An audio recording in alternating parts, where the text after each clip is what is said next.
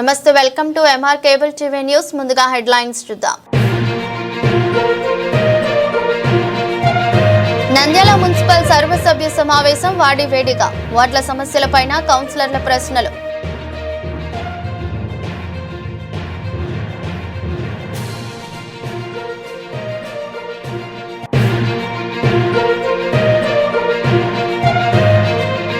జూరాల సుంకేసుల జలాశయం నుండి శ్రీశైలం జలాశయానికి వరద ప్రవాహం. 7 గేట్ల ద్వారా నీటిని విడుదల.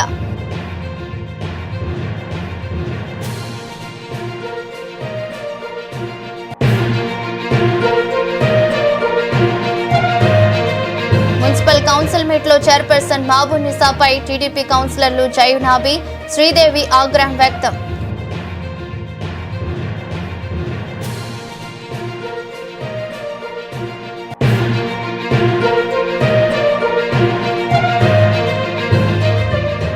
రాయలసీమను ఏ విధంగా అభివృద్ధి చెందాలనే అంశంపై చర్చ.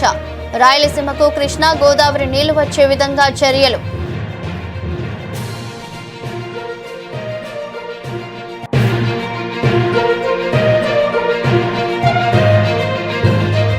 నంద్యాలలోని మంత్రి కార్యాలయానికి విచ్చేసిన ఆంధ్రప్రదేశ్ రాష్ట్ర Haj committee chairman Sheikh Hasan Basha.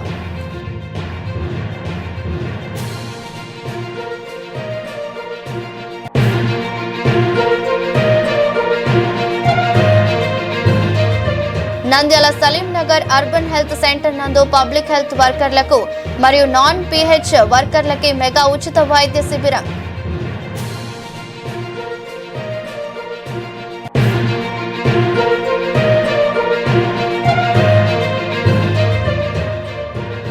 Nandyal municipality కార్యాలయంకు నూతన ఎలక్ట్రానిక్ బోర్డును ప్రారంభించిన మున్సిపల్ చైర్పర్సన్ మహబూబున్నిసా.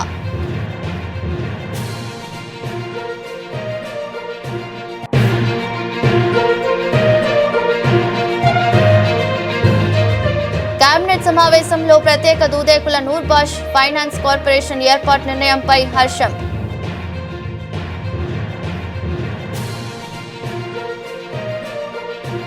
నంద్యాల మున్సిపల్ సర్వసభ సమావేశం వాడివేడిగా సాగింది. వార్డుల సమస్యలపైన కౌన్సిలర్ల ప్రశ్నలు, అధికారుల సమాధానాలతో చైర్పర్సన్ పోడియం వద్ద టీడీపీ మహిళా కౌన్సిలర్ల బైఠాయింపు, నిరసనలతో చైర్పర్సన్ మహబూబున్నిసా అధ్యక్షతన జరిగింది.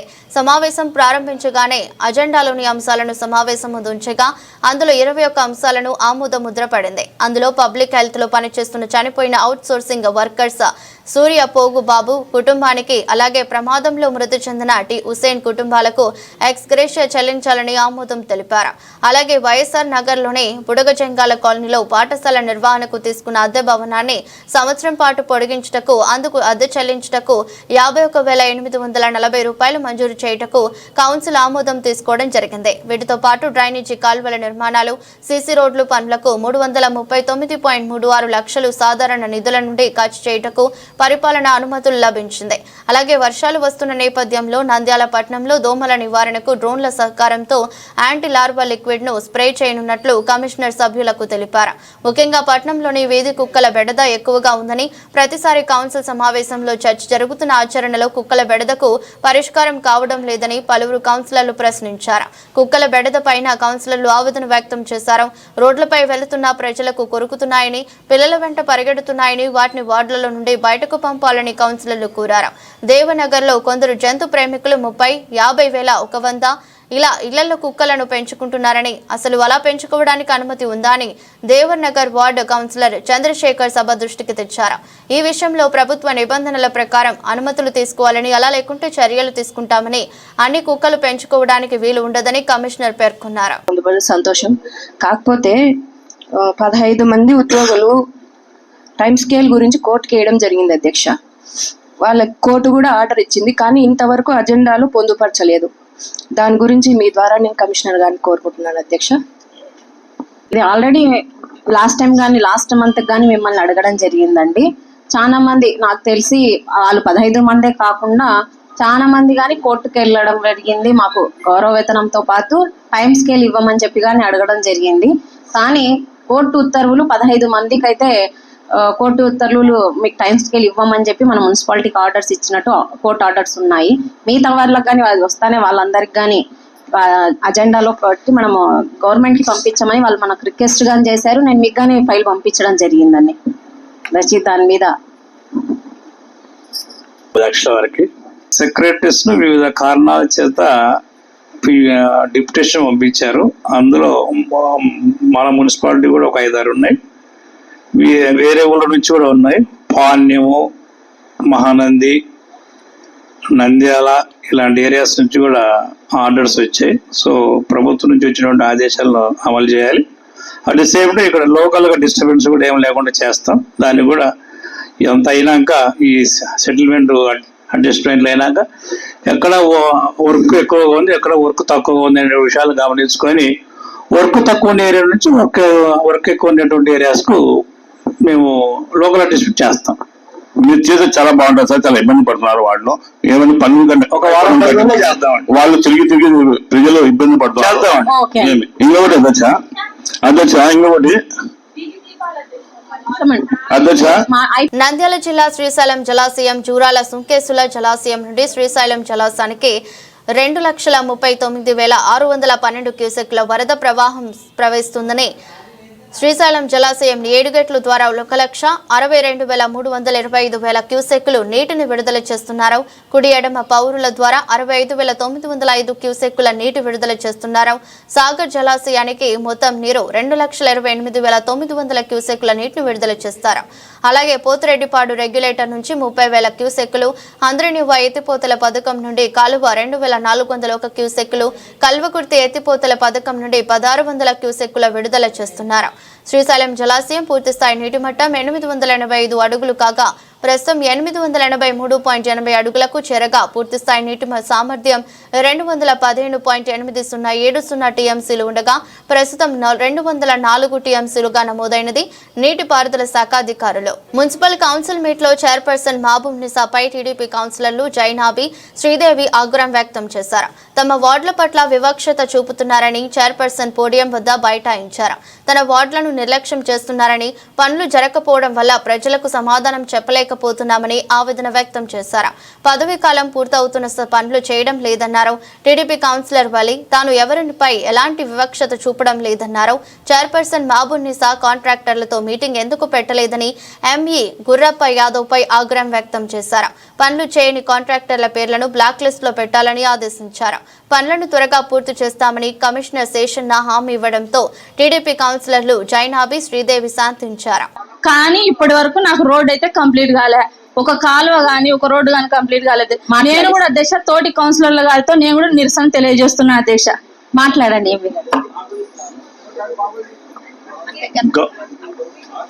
అధ్యక్ష పైప్ లైన్ కూడా పెట్టాను అధ్యక్ష, నీళ్లు వాసన వస్తున్నాయి, ఆ పైప్ లైన్ పూర్తి చేయండి. పైప్ లైన్ కూడా పూర్తి చేయడం లేదు అధ్యక్ష.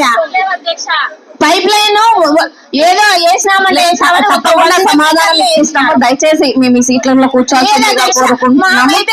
సమాధానం ఇప్పిస్తానండి, ప్లీజ్ కూర్చోండి. ఇతర వేరే వార్డులలో పనులు జరుగుతున్నాయి అధ్యక్ష, కానీ మా వార్డులో జరగడం లేదు, అసలు జరగడం లేదు అధ్యక్ష. దయచేసి మా వార్డులో ఎందుకు పని చేయకుండా కొద్దిగా జరుగుతుంది. మా వార్డులలో పనులు ఒకసారి మాట్లాడి మాకైతే ఎమ్మి గారు ఇట్లనే మీరు అడిగారు, సమాధానం చెప్పించాలనో అవసరం లేదు. ప్లీజ్ దయచేసి ఎంఈ గారితో మాట్లాడిస్తాను, మీరు దయచేసి లేవండి. ఎంఈ గారు మీకు ఏమన్నా ఈ వార్డులలోనే ఒక నిమిషం అండి మాట్లాడి. అవునండి నేను చెప్పాను. నేనన్నా కొన్ని వాళ్ళకన్నా 10 లక్షలు 20 లక్షలు ఏదో ఒక వర్క్ అన్నా జరిగింది.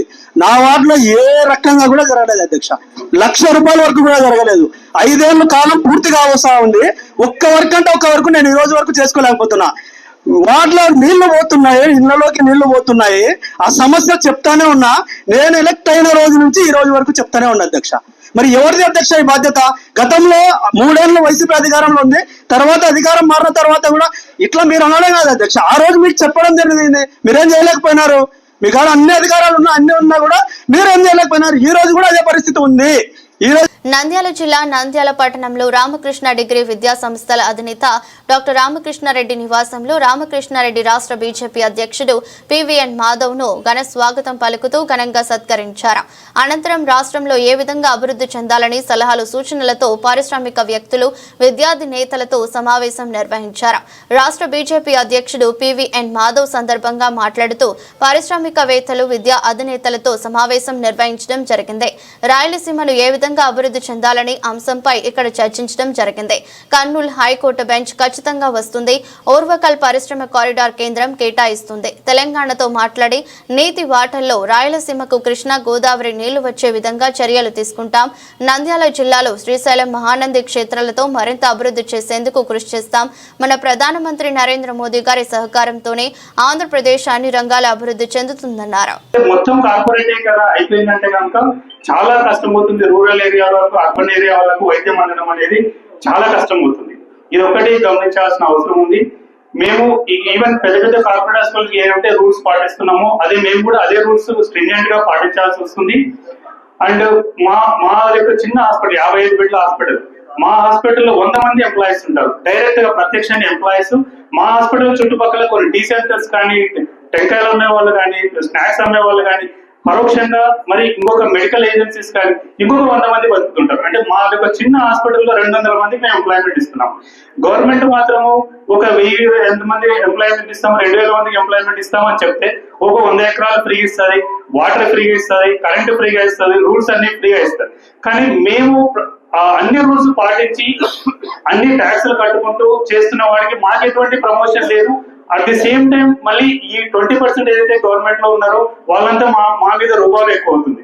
ఇక్కడ మేము డే అండ్ నైట్ సర్వీస్ ఇస్తాం. ఒక గవర్నమెంట్ డాక్టర్ అనేవాడు ఒక 9-10 వస్తే కనుక 4 గంటలు పనిచేస్తారు, 6 గంటలు పనిచేస్తారు.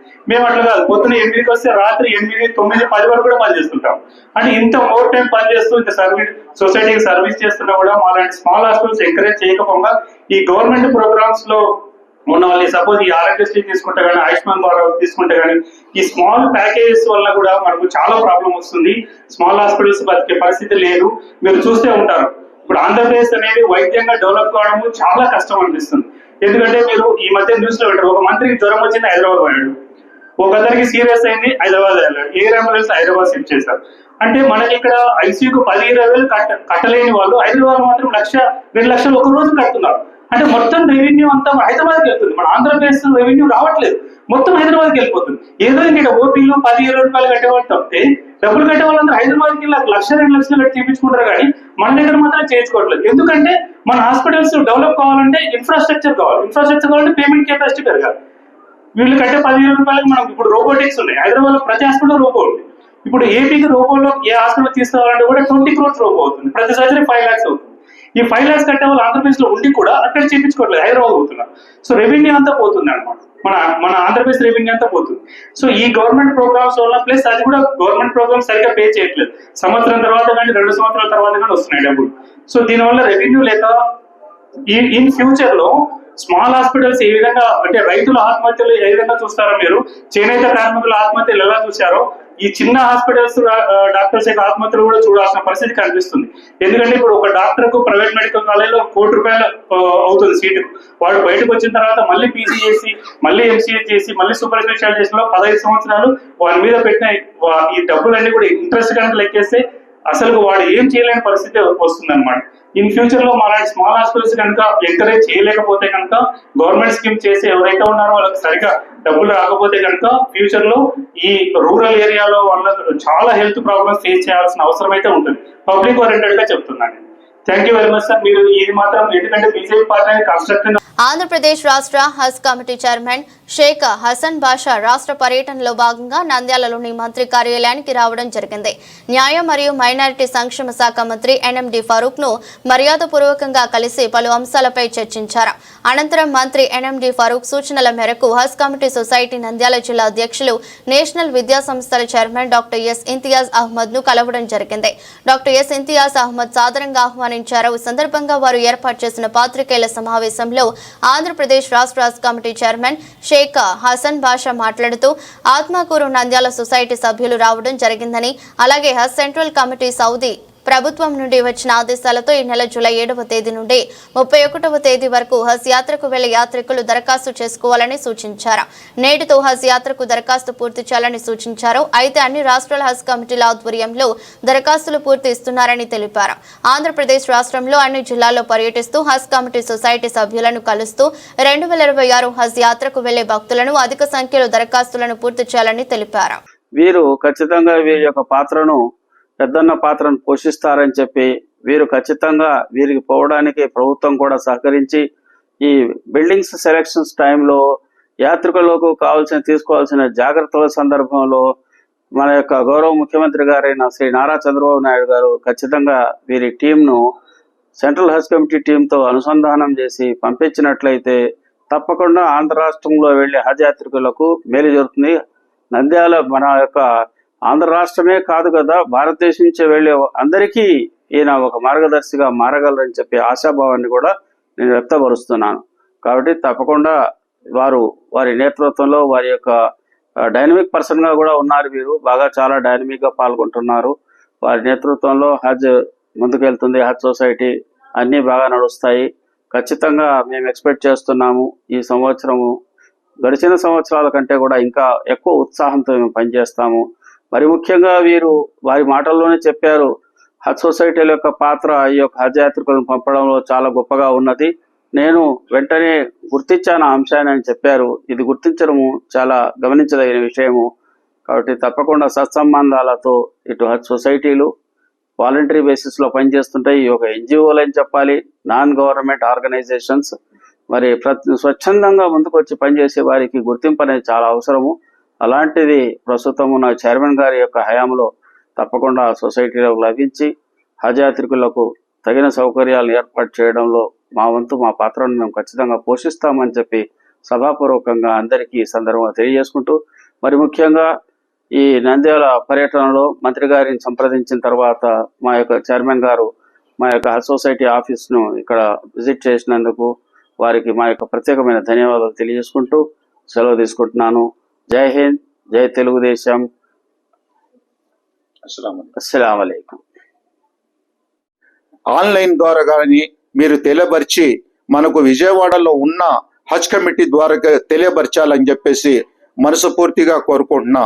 ఈ హజ్ హౌస్ కట్టిన తర్వాత నారా చంద్రబాబు నాయుడు గారి కోసం ప్రత్యేకంగా దువా చేయాలని చెప్పి మక్కాకి వెళ్ళి మీరందరూ దువా చేయాలని చెప్పేసి మనస్ఫూర్తిగా కోరుకుంటూ ఈ అవకాశం కల్పించిన అహ్మద్ గారి హిదాయత్ గారికి ధన్యవాదాలు తెలుపుతూ అస్సలాము అలైకుం రహమతుల్లాహి వబర్కాతు. నంద్యాల స్థానిక సలీం నగర్ నందు ఉన్న అర్బన్ హెల్త్ సెంటర్ నందు పబ్లిక్ హెల్త్ వర్కర్లకు మరియు నాన్ PH వర్కర్లకి మెగా ఉచిత వైద్య శిబిరానికి municipal commissioner Seshanna, municipal chairperson Mahabunisa, Andhra Pradesh రాష్ట్ర న్యాయశాఖ మరియు మైనార్టీ సంక్షేమ శాఖ మంత్రివర్యులు NMD ఫరూక్ ప్రారంభించారు. ఈ సందర్భంగా మంత్రివర్యులు NMD ఫరూక్ మాట్లాడుతూ పారిశుద్ధ్య కార్మికులు ఎప్పటికప్పుడు వారి ఆరోగ్యాన్ని చెకప్ చేపించుకుంటూ ఉండాలని, అలా చేపించుకున్నప్పుడు మనం ఆరోగ్యంగా ఉన్నామా అనారోగ్యంగా ఉన్నామా అనేది తెలుస్తుంది. అలాగే మన హెల్త్ కు సంబంధించిన మెడిసిన్స్ ని తప్పకుండా వాడాలన్నారు. ప్రజల ఆరోగ్యంతో పాటు మన ఆరోగ్యాన్ని కూడా కాపాడుకోవాల్సిన బాధ్యత మనపైనే ఉందని ఈ సందర్భంగా మంత్రి ఫరూక్ తెలిపారు. కార్యక్రమంలో మున్సిపల్ అధికారులు, పారిశుద్ధ్య కార్మికులు, డాక్టర్లు తదితరులు పాల్గొన్నారు. మున్సిపల్ సిబ్బందికి, ముఖ్యంగా మా మున్సిపల్ కుటుంబ సభ్యులందరికీ పేరు పేరున నా హృదయపూర్వక నమస్కారాలు తెలియజేసుకుంటున్నాను.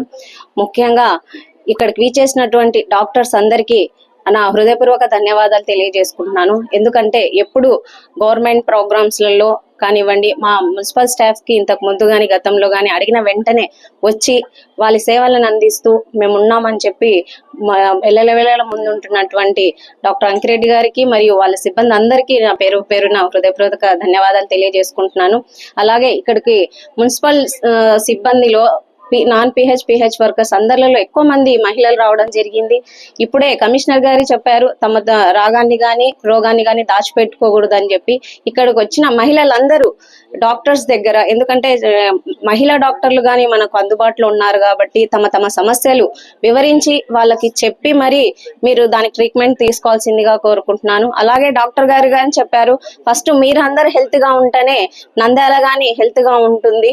కాబట్టి మీరు ప్రతి ప్రతి ఒక్కరు ఇక్కడికి విచ్చేసిన వారందరూ తమ వైద్య సిబ్బందికి మీ సమస్యలు తెలియజేసి తగినటువంటి సలహాలు సూచనలు తీసుకోవాల్సిందిగా కోరుకుంటూ ఈ అవకాశం ఇచ్చినందుకు ధన్యవాదాలు తెలియజేస్తున్నాను. ఏముందో ప్రజల సమక్షాలు చేయండి, ప్రజల సమక్షాలు చేద్దాం. చిన్న ఆసుపత్రి గురించి చెప్పినామా, అది ప్రైవేట్ PP4 కింద ఎవడన్నా వస్తాడు వీడియో బాబు, ఉచితంగా డాక్టర్ బాబు వచ్చి ఆ డాక్టర్ సత్యనారాయణ కూడా చేస్తా ఉంటే ఆయన ఇచ్చే 10,000 కూడా ఇవ్వకపోయింది మనం మున్సిపాలిటీ వాళ్ళు. అది గ్రీన్ కోల్ తో కూడా మాట్లాడుతున్నాం, నేను టైం దొరకడం లేదు.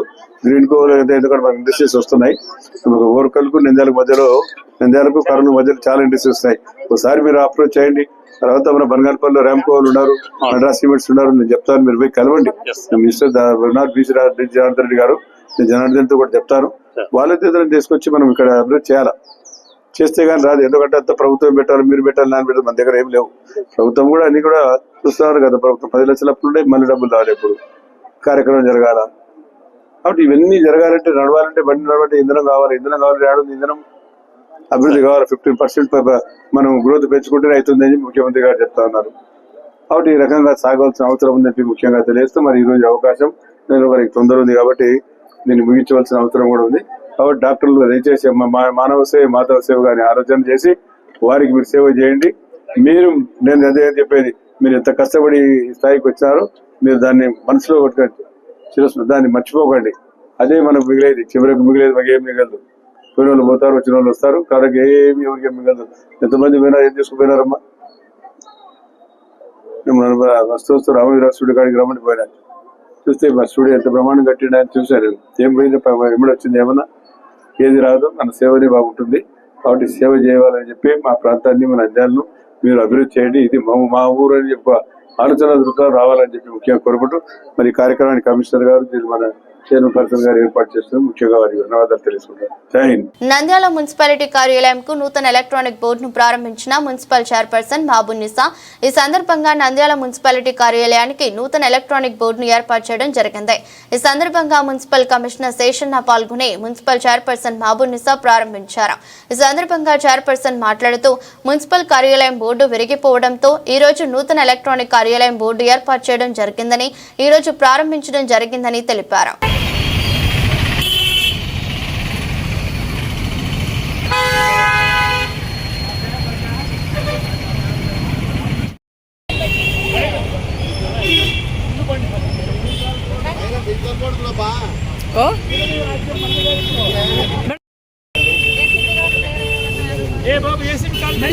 ఆయన క్రియాశీల కార్యకర్త ఆయన ఆలోచన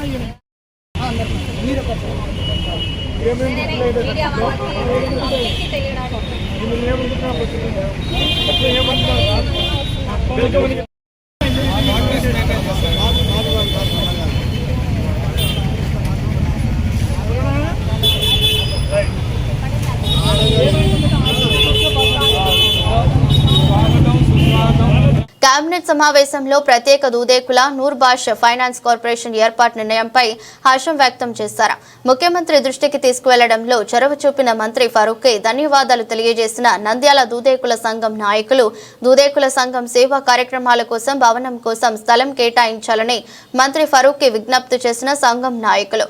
ఆంధ్రప్రదేశ్ రాష్ట్ర సీఎం నారా చంద్రబాబు అధ్యక్షతన జరిగిన 27వ కేబినెట్ మీటింగ్ లో నూర్బాషా దూదేకుల వారికి ప్రత్యేకంగా ఫైనాన్స్ కార్పొరేషన్ ఏర్పాటు చేయడంపై ఈ విషయంలో తీవ్ర కృషి చేసిన మంత్రి ఫరూక్ ని నంద్యాల జిల్లా దూదేకుల సంఘం అధ్యక్షుడు వాసవి దస్తగిరి, నంద్యాల దూదేకుల సంఘం పట్న అధ్యక్షుడు కంకర శేక్షావళి ఆధ్వర్యంలో మంత్రి ఫరూక్ ని కలిసి ధన్యవాదాలు తెలిపారు.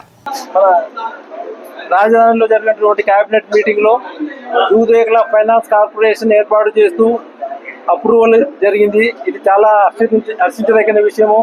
రాష్ట్రంలో ఉన్న నలుమూలలో ఉన్నటువంటి దాదాపు 15 లక్షల నుంచి 20 లక్షల నుండి దూదేకులందరూ కూడా చాలా సంతోషపడుతున్నారు. గత ప్రభుత్వంలో ఈసీ వెల్ఫేర్ డిపార్ట్మెంట్లో Noorbasha Dudekula development and welfare corporation ఉండింది. అది పేరుకు మాత్రమే ఉండింది. ఒక పైసా కూడా, ఒక బడ్జెట్, ఒక పైసా కూడా, ఒక రూపాయి కూడా ఇవ్వలేదు. ఎవరికి కూడా దర్జీ పొందిన దాఖలా కూడా లేవు. కానీ మన గవర్నమెంట్ వచ్చిన తర్వాత మాకు ఈ ఫైనాన్స్ కార్పొరేషన్ అనేది చాలా గొప్ప విషయం. ఈ ఫైనాన్స్ కార్పొరేషన్ ఏంటంటే కంపెనీ యాక్ట్ కింద దీనికి ప్రత్యేకంగా ఒక బడ్జెట్ ఉంటుంది, తర్వాత డిపాజిట్ చేసుకోవడానికి చాలా వెసులుబాటు ఉంటుంది. కాబట్టి అలాంటి ఫైనాన్స్ కార్పొరేషన్ ఏర్పాటు చేయడంలో మన ప్రియతమ నాయకుడు మన ఫరూక్ సాబ్ గారు వారి యొక్క ప్రయత్నం వల్లనే ఇది జరిగింది. తర్వాత వారు చేసిన ప్రయత్నానికి ఆయన సీఎం దృష్టికి గతంలో కూడా తీసుకెళ్లి చెప్తున్నారు. కాబట్టి సీఎం గారు ఇది కరెక్ట్ చేయాల్సిన ఆవశ్యకత ఉందని కూడా వాళ్ళు స్పందించి నిన్న కేబినెట్ లో పెట్టినారు. చాలా సంతోషం. అందరూ కూడా మేము కృతజ్ఞతలు చెప్పుకుంటున్నాం సార్. కాకపోతే ఇంకొకటి ఏమిటంటే అది తప్పనిసరిగా మీ ఆధ్వర్యంలో మైనారిటీ డిపార్ట్మెంట్ లో ఉన్నట్లయితే మా పిల్లలు మా వాళ్ళు కూడా చాలా లబ్ధి పొందుతారు. ఆ విధంగా కూడా చేయాలని ఒకటి. తర్వాత ఎలక్షన్ మేనిఫెస్టోలో టీడీపీ మన గవర్నమెంట్ రాకముందు ఏం చేస్తున్నారంటే మళ్ళీ వీళ్ళకి సంవత్సరానికి 100 కోట్లు బడ్జెట్ ఇవ్వడం జరుగుతుందని కూడా ఇచ్చినారు. కాబట్టి ఆ 100 కోట్లు కూడా తొందరగా ఇవ్వడం రిలీజ్ చేస్తూ ఈ మైనారిటీ ఫైనాన్స్ కార్పొరేషన్ కి దూదేకుల కార్పొరేషన్ కి ఒక చైర్మన్ కూడా నియమించినట్లయితే ఆ కమిటీని తయారైన తర్వాత పేదవాళ్ళు చాలా మంది ఉన్నారు, ఎదురు చూస్తున్నారు. వాళ్ళ ఎదురు చూపులకి చక్కని పరిష్కారం అని భావిస్తున్నాము. మీరు మాకు అన్నిటికీ కూడా అన్ని విధాలా మీ దగ్గరికి మీ ద్వారానే మేము పనులు చేయించుకుంటున్నాము. మా స్థితిగతులన్నీ మీకు ఎంత బాగా తెలుసు. మేము ఎక్కడైనా సమాజంలో ఎన్నో సొసైటీలో ఎన్నో మేము సేవా కార్యక్రమాలు చేస్తున్నాము.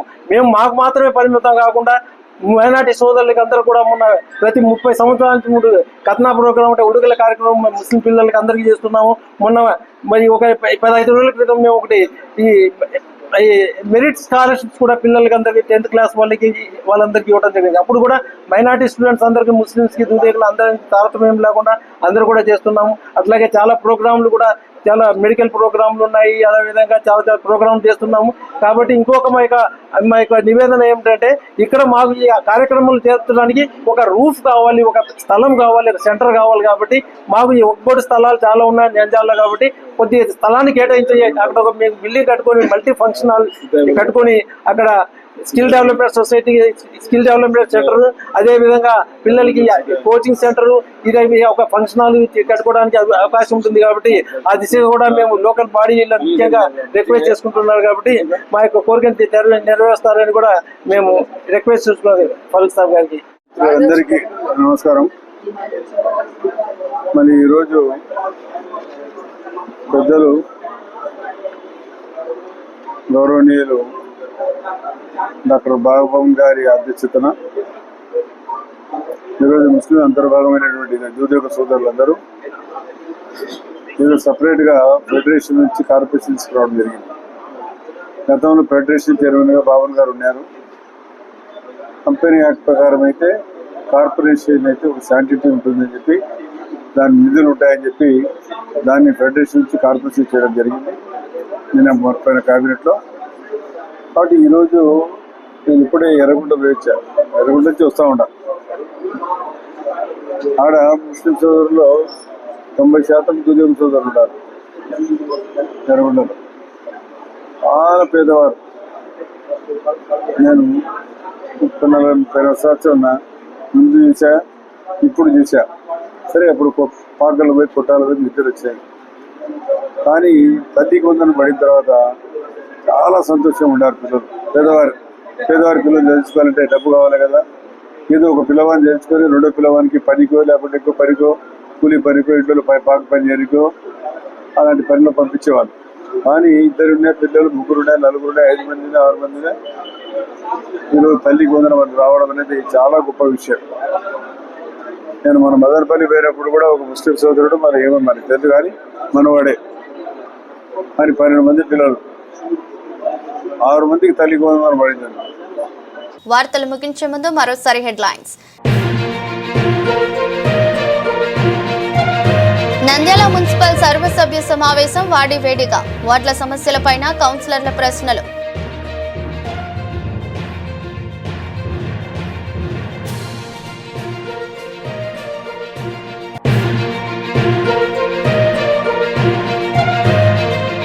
జూరాల సుంకేసుల జలాశయం నుండి శ్రీశైలం జలాశయానికి వరద ప్రవాహం. 7 గేట్ల ద్వారా నీటిని విడుదల.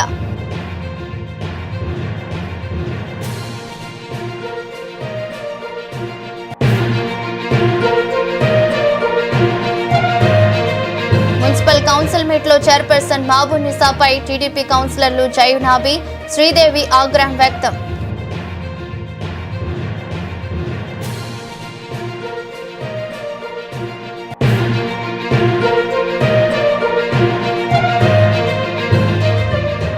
రాయలసీమను ఏ విధంగా అభివృద్ధి చెందాలనే అంశంపై చర్చ. రాయలసీమకు కృష్ణా గోదావరి నీళ్లు వచ్చే విధంగా చర్యలు.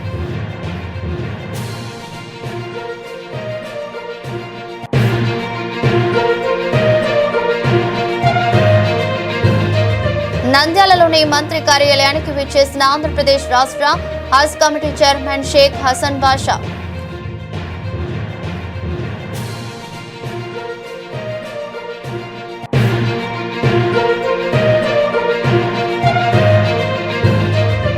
Nandyal Salim Nagar urban health centre నందు పబ్లిక్ హెల్త్ వర్కర్లకు మరియు నాన్ పిహెచ్ వర్కర్లకి మెగా ఉచిత వైద్య శిబిరం.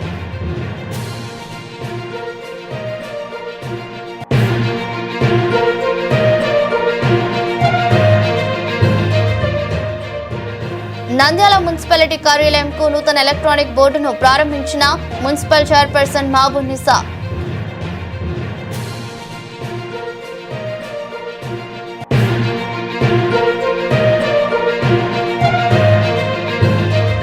కేబినెట్ సమావేశంలో ప్రత్యేక దూదేకుల నూర్బాష్ ఫైనాన్స్ కార్పొరేషన్ ఏర్పాటు నిర్ణయంపై హర్షం.